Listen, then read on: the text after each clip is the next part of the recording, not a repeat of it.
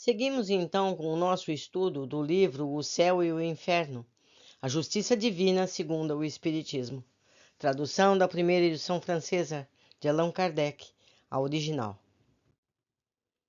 A morte por susto. Estamos vendo os exemplos que Kardec coletou para nosso aprendizado. Vamos lá.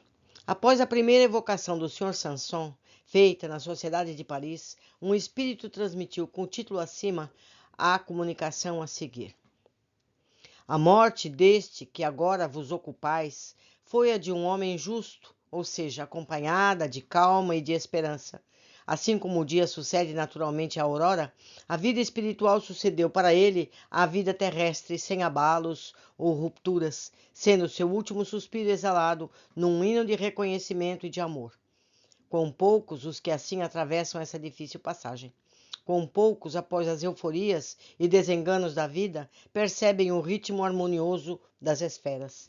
Assim como um homem saudável que sofre uma mutilação após ser baleado ainda sente a dor do membro que lhe foi amputado, a alma do homem que morre desprovido de fé ou esperança dilacera-se e estertora ao separar-se do corpo, precipitando-se inconsciente de si mesma no espaço. Rogai por essas almas perturbadas, rogai por todo aquele que sofre. A caridade não está restrita à humanidade visível, ela também socorre e consola os seres que povoam o espaço. Tendes a prova tocante disso na tão inesperada conversão daquele espírito que se sensibilizou com preces espíritas feitas junto ao túmulo daquele homem de bem, que fazeis bem em interrogar, pois que ele deseja fazer-vos progredir no caminho do bem.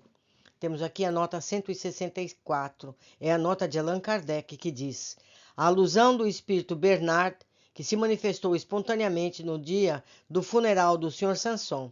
Revista Espírita de maio de 1862. Nota de Kardec. Não adianta dizer a página, porque depende de cada edição, se vocês forem procurar. É mais fácil procurar o mês de maio de 1862. Continuando, o amor não tem limites, preenche o espaço dando e recebendo ininterruptamente suas divinas consolações. O mar se desenrola numa perspectiva infinita. Seu limite parece confundir-se com o céu, e o espírito deslumbra-se com o magnífico espetáculo dessas duas vastidões. Assim é o amor, mais profundo que as ondas, mais infinito que o espaço. Ele deve reunir a todos, encarnados e desencarnados, na mesma comunhão de caridade, operando a admirável fusão do que é finito e do que é eterno. Assina Jorges. Agora temos aqui a mensagem do Sr. Jobard, diretor do Museu da Indústria de Bruxelas, nascido em Basel, Haute-Marne, me perdoe o meu mal francês, e falecido em Bruxelas de um ataque fulminante de apoplexia no dia 27 de outubro de 1861, aos 69 anos de idade. Diz ele: o Sr. Jobard fora presidente honorário da Sociedade Espírita de Paris. Pretendíamos evocá-lo na sessão de 8 de novembro, quando ele, antecipando-se ao nosso desejo, deu espontaneamente a seguinte comunicação: estou aqui, eu que irias evocar. Desejo manifestar-me primeiramente através deste médium, cuja assistência vinha pleiteando até agora sem sucesso. Ou seja, ele sabia que ia ser chamado e ele se antecipou. Diz ele: quero inicialmente vos falar acerca de minhas impressões no momento da separação de minha alma.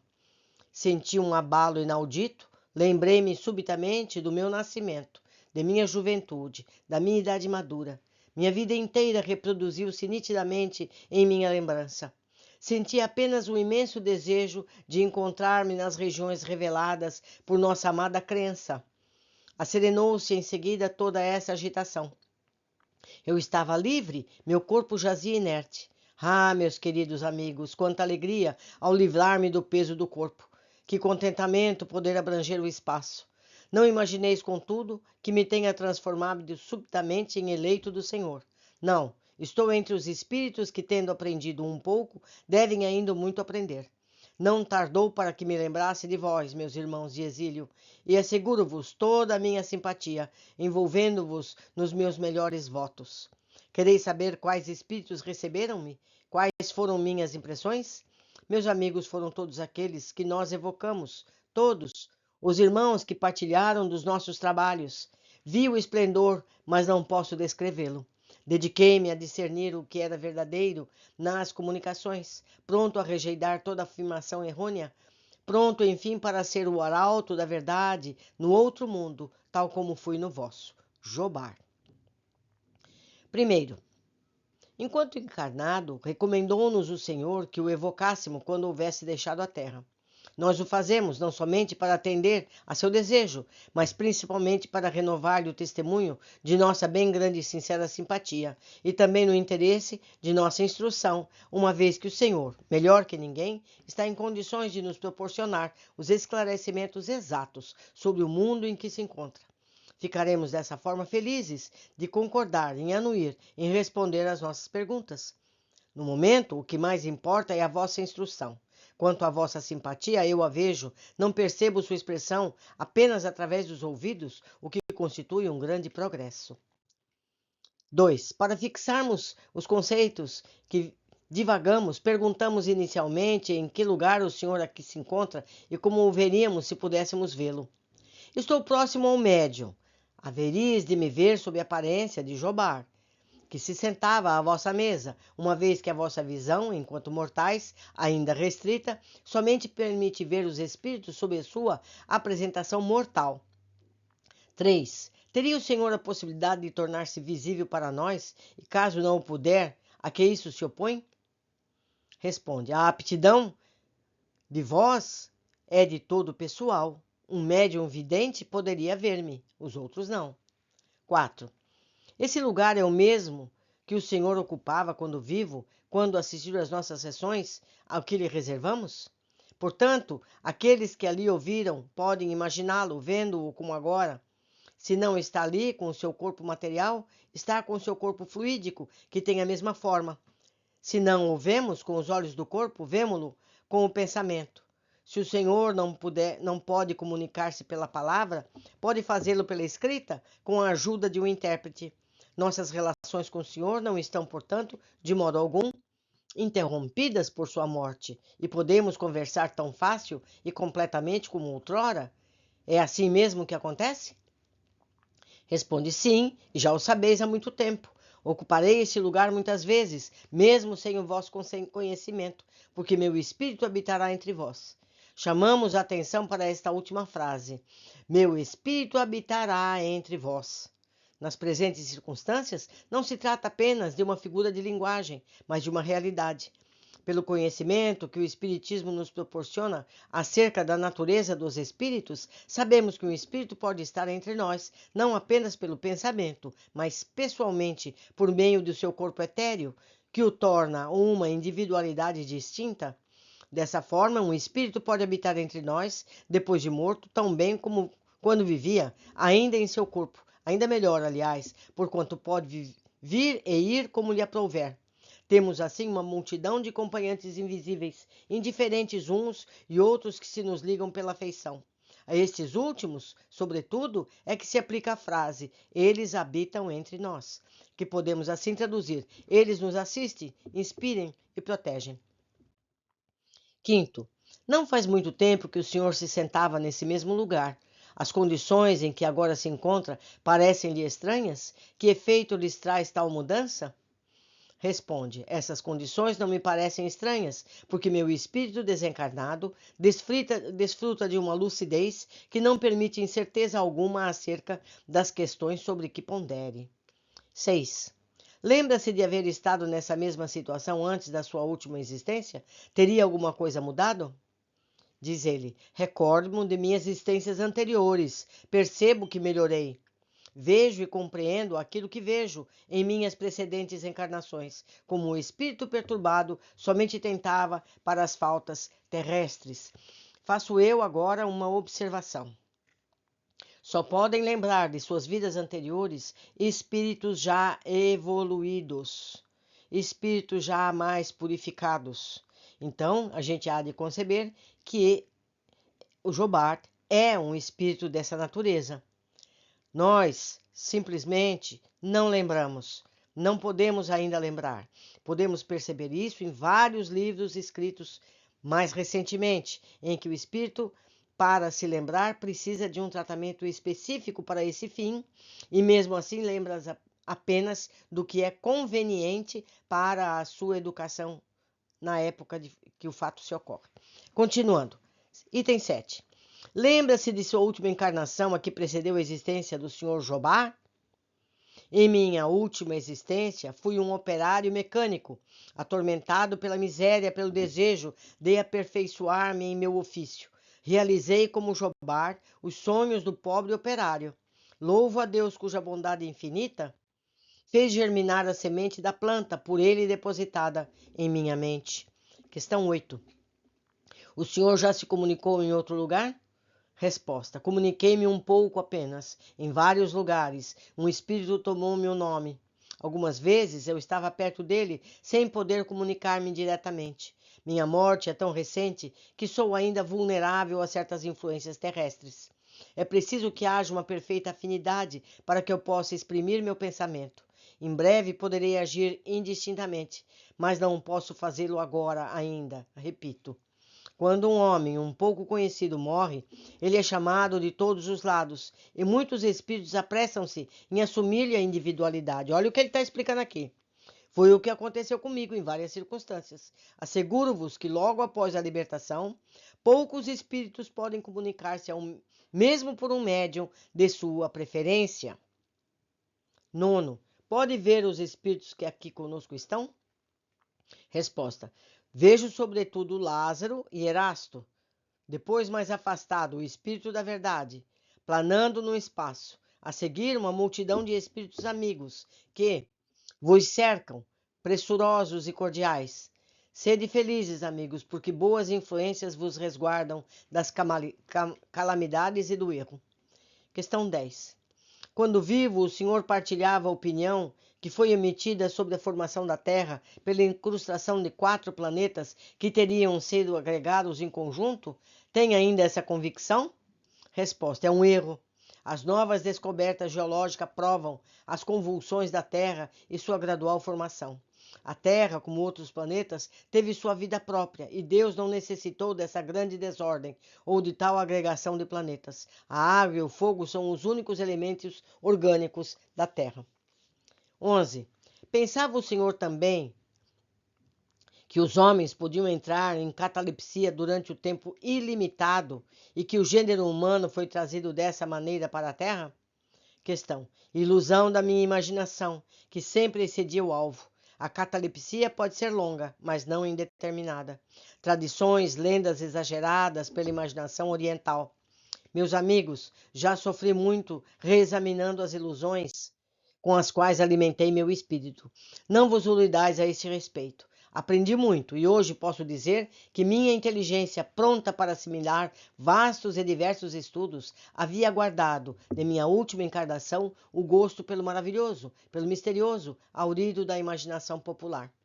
Ocupo-me pouco ainda de questões puramente intelectuais, tal como as compreendeis. Como podeis fazê-lo? Deslumbrado, arrebatado como estou pelo maravilhoso espetáculo que me cerca? Somente o vínculo do Espiritismo, mais poderoso do que vós, homens, podeis conceber, pode atrair meu ser em direção a esta terra, de que me desligo, não com alegria, pois seria uma crueldade, mas com profundo reconhecimento da libertação. Quando a subscrição aberta pela Sociedade em prol dos operários de Lyon, em fevereiro de 1862, um membro contribuiu com 50 francos, 25 dos quais em próprio nome, e em outro tanto em nome do Sr. Jobard, que deu a seguinte comunicação a respeito do assunto. Fico lisonjeado e agradecido por não ter sido esquecido entre os meus irmãos espíritas.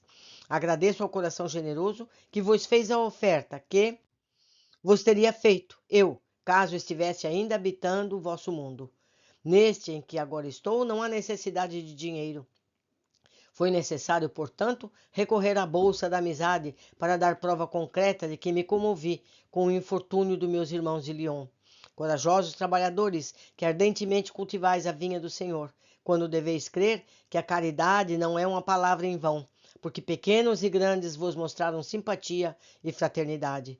Estais na grande estrada humanitária do progresso, Que Deus possa nela vos conservar e que possais, mais ditosos, sustentar-vos-ão os espíritos amigos e havereis de triunfar. Começo a viver espiritualmente, mais sereno, menos perturbado pelas evocações que sobre mim desaguam de toda parte. A moda reina também entre os espíritos. Quando a moda Jobar der lugar a outra, e eu houver caído no humano, pedirei aos meus amigos verdadeiros, assim considerados, aqueles cuja inteligência não esquece, e que me evoquem.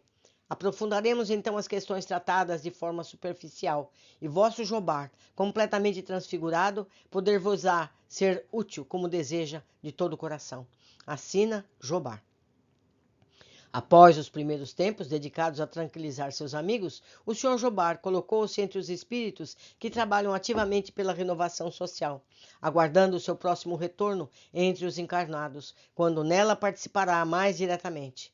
Tem frequentemente transmitido desde então à Sociedade de Paris, de que permanece membro, comunicações de incontestável superioridade, sem se afastar da originalidade e dos espirituosos gracejos que continuam a marca de seu caráter, permitindo que seja reconhecido mesmo antes de assinar o nome. Agora a comunicação de Samuel Felipe. Samuel Felipe era um homem de bem na verdadeira acepção da palavra. Ninguém se lembrava de tê-lo visto cometer uma má ação ou de haver voluntariamente cometido um mal a quem quer que seja. De um devotamento sem limites por seus amigos, todos sabiam poder sempre contar com ele para prestar qualquer auxílio, ainda que à custa dos próprios interesses.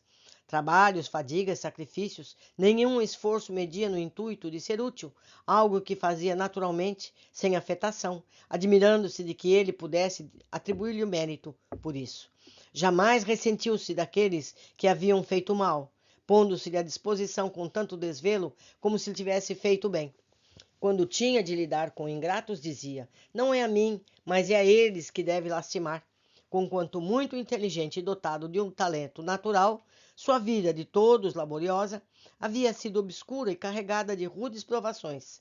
Era dessas naturezas de elite que florescem na sombra, da qual o mundo nada fala, e cujo brilho não se reflete sobre a terra. Adquirira, no conhecimento do Espiritismo, uma fé ardente na vida futura e grande resignação perante os males da existência terrestre. Faleceu em dezembro de 1862, com 50 anos de idade, em consequência de uma dolorosa moléstia, comovendo sinceramente sua família e alguns amigos. Evocamo-lo alguns meses após o seu passamento. Primeiro, tem o senhor alguma lembrança clara dos seus últimos instantes na Terra? Responde perfeitamente. Tal lembrança voltou-me pouco a pouco, porquanto, na ocasião, minhas ideias estavam ainda confusas. Vocês veem, meus amigos, como varia. Você viu o que o Jobar falou e o que o Felipe está falando agora. Cada caso é um caso. Pergunta 2. Para nossa instrução e pelo interesse que nos inspira sua vida exemplar, poderia descrever-nos como se deu o seu caso, a passagem da vida corporal para a vida espiritual, assim como sua situação no mundo dos espíritos? Responde: de bom grado. Tal descrição será útil não apenas para vós, mas também para mim, dirigindo-me novamente meus pensamentos à terra. A comparação faz-me apreciar ainda melhor a bondade do Criador. Sabeis de quantas tribulações minha vida foi semeada. Jamais faltou-me coragem na adversidade, graças a Deus. Rejubilo-me hoje com isso. Quantas coisas teria perdido se tivesse cedido ao desânimo. Tremo só ao pensar que, caso tivesse fraquejado, tudo quanto suportei teria sido sem proveito, tendo que recomeçar. Ah, meus amigos, que possais entender bem essa verdade, pois nela repousa a vossa felicidade futura. Não é, por certo, um preço caro a ser pago por essa felicidade, com alguns anos de sofrimento. Se eu soubesseis como alguns anos representam pouca coisa diante do infinito. Se a minha última existência teve algum mérito aos vossos olhos, não falaríeis de modo igual sobre aquelas que a precederam. Foi somente através do esforço, do aprimoramento, que me transformei no que sou agora. Nota 165, nota do editor.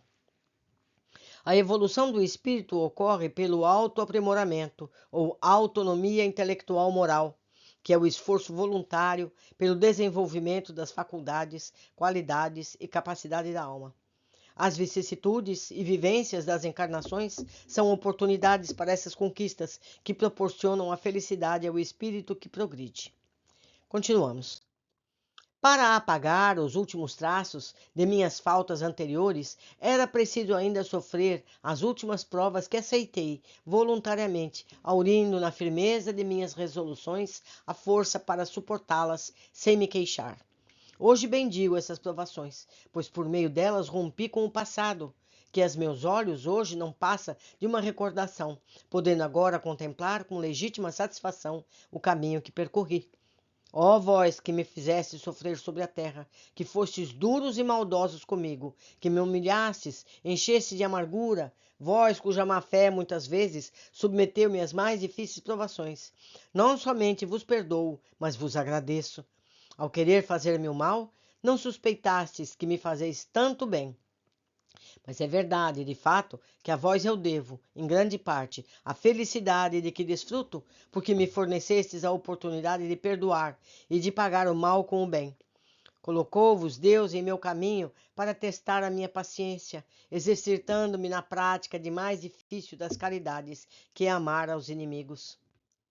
Não vos impacienteis mais com digressões. Chegarei ao ponto da vossa indagação. Ainda que sofrendo cruelmente durante a minha última enfermidade, eu passei pela agonia. A morte veio para mim como um sono, sem luta, sem abalos. Não tendo apreensão com relação ao futuro, não me sentia agarrado à vida, não tendo, por conseguinte, de me debater contra os últimos laços. A separação aconteceu sem esforço ou dor, e sem que me apercebesse disso. Vejam, ele adormeceu, como eu disse no começo de nossas leituras. A pessoa simplesmente dorme e acorda do outro lado. Cada caso é um caso. Continuando. Não sei quanto tempo durou esse sono. Foi curto, no entanto. O despertar foi de uma calma que contrastava com meu estado anterior. Não mais sentia dores, ficando feliz com isso. Queria levantar-me, andar, detinha-me, no entanto, um torpor nem um pouco desagradável, que tinha até mesmo um certo encanto, ao qual entregava-me como uma espécie de prazer, sem me dar conta da minha situação, mas sem duvidar que houvesse deixado a terra. O que me cercava parecia-me um sonho. Vi minha esposa, alguns amigos chorando de joelhos no quarto, e disse a mim que certamente julgavam-me morto.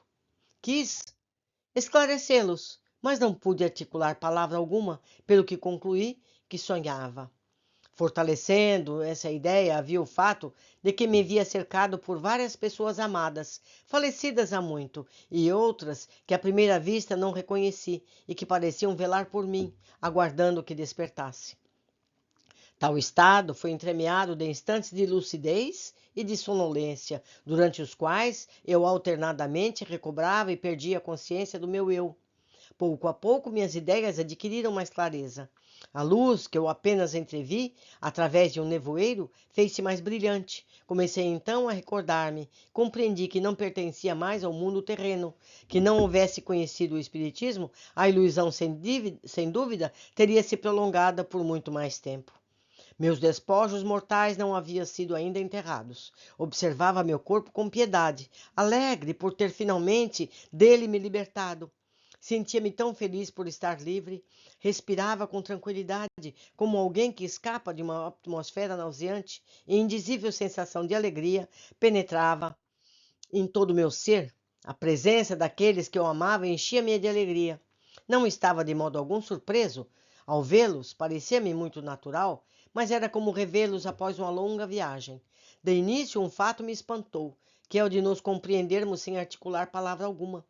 Nossos pensamentos eram transmitidos apenas pelo olhar, como uma penetração fluídica.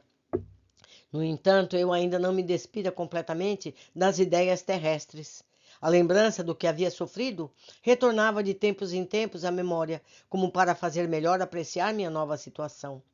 Eu sofrera fisicamente, mas sobretudo moralmente. Fora exposto à malevolência, a esses 1000 embaraços mais penosos, talvez que as desgraças reais, porque elas causam uma ansiedade permanente. A impressão desses desassossegos não havia sido completamente desfeita, perguntando-me por vezes se realmente eles haviam me livrado. Parecia ainda ouvir certas vozes desagradáveis. Temia as dificuldades que tantas vezes me haviam atormentado, estremecendo contra a minha vontade. De modo a assegurar-me de que não era vítima de uma ilusão, apalpava-me, por assim dizer, de quando em quando, adquirir certeza de que tudo isso acabara. Parecia-me que um peso enorme fora retirado de mim. E pois verdade que estou finalmente livre de todos esses cuidados que fazem o tormento da vida. Dizia para mim mesmo, dando graças a Deus. Sentia-me como o pobre que herdasse repentinamente uma grande fortuna. Durante algum tempo, ele duvida da realidade e sente as preocupações da privação. Oh, se compreendessem os homens a vida futura, que força, que coragem, tal convicção não haveria de lhes proporcionar na adversidade. O que não fariam enquanto estão sobre a terra para garantir a felicidade que Deus reserva aos filhos obedientes às suas leis. Eles veriam quão pouco representam os prazeres que cobiçam em comparação àqueles que menosprezam. 3. Neste mundo tão novo para o Senhor, perto do qual o nosso tão pouco representa, os vários amigos que aí tem encontrado fizeram perder de vista sua família e seus amigos na terra? Responde ele. Se eu os tivesse esquecido, seria indigno da felicidade de que desfruto. Deus não recompensa o egoísmo, ele o pune. O mundo em que me encontro poderia levar-me a desprezar a terra, mas não os espíritos que aí estão encarnados. Somente entre os homens é que se vê a prosperidade fazer com que se esqueçam os companheiros de infortúnio. Vou muitas vezes rever os meus. Fico feliz pelas boas lembranças que guardam de mim. Seus pensamentos me atraem para junto deles. Assisto a seus diálogos, alegro-me com suas alegrias e seus sofrimentos me entristecem. Mas não com a tristeza cheia de ansiedade da vida humana, por quando compreendo que tais sofrimentos são apenas passageiros e para o bem deles. Fico feliz ao pensar que um dia também eles virão para esta morada em que se desconhece a dor. Para que se tornem dignos dessa morada é que eu me dedico, esforçando-me por sugerir-lhes bons pensamentos, principalmente a mesma resignação que tive diante dos desígnios de Deus.